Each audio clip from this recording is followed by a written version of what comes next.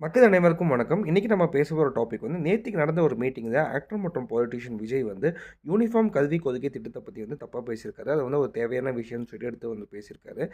இத வந்து ஒரு நெறைய டீம் ஆஃப் அனலிஸ்ட், நெறைய ஒரு எஜுகேஷனல் பேனலிஸ்ட் வந்து ஒரு ரிசர்ச் பண்ணி தான் வந்து இந்த மாரி சிலபஸ் வந்து கொண்டு வராங்க.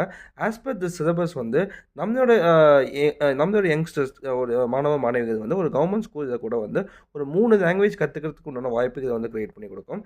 அது இல்லாம நெறைய சிலபஸ் வந்து மாடர்ன் மாடர்ன் டைம்ஸ்க்கு ஏத்த மாரி வந்து மாறப்போகுது. ஒரு மாடர்ன் ரிக்வயர்மென்ட்க்கு ஏத்த மாரி வந்து மாறப்போகுது. சரிங்களா? இவரு வந்து அரைகுறையா வந்து இந்த ஆக்ட் வந்து படிச்சு தெரிஞ்சுக்கிட்டாரா? இத வந்து அவரோட அசிஸ்டன்ட்ஸ் வந்து தேவையில்லாத விஷயங்கள் வந்து இவரு காதுல வந்து ஓதி விட்டு, இத பத்தி பேசினாக்கா அவருக்கு இன்னும் நெறைய கைத்தட்டு கிடைக்கும்னு சொல்லிட்டு, இது மாரி பேச சொல்லி வந்து சொல்லி தராங்கன்னு சொல்லிட்டு எனக்கு சத்தியமா புரியல. இவரு ஒண்ணா 12ஆம் கிளாஸ் படிச்சுட்டு வந்து ஒரு அப்பா மூலியமா வந்து ஒரு ஒரு சினிமா இண்டஸ்ட்ரிக்குள்ள வந்து பொழச்சுக்கலாம். பட் நெறைய யங்ஸ்டர்ஸ் வந்து என்ஜினியரிங் படிச்சுட்டு ஒரு லாங்குவேஜ் தெரியாம வந்து நெறைய பேர் வந்து வேலை வாய்ப்பு இல்லாம வந்து நின்னுட்டு இருக்காங்க.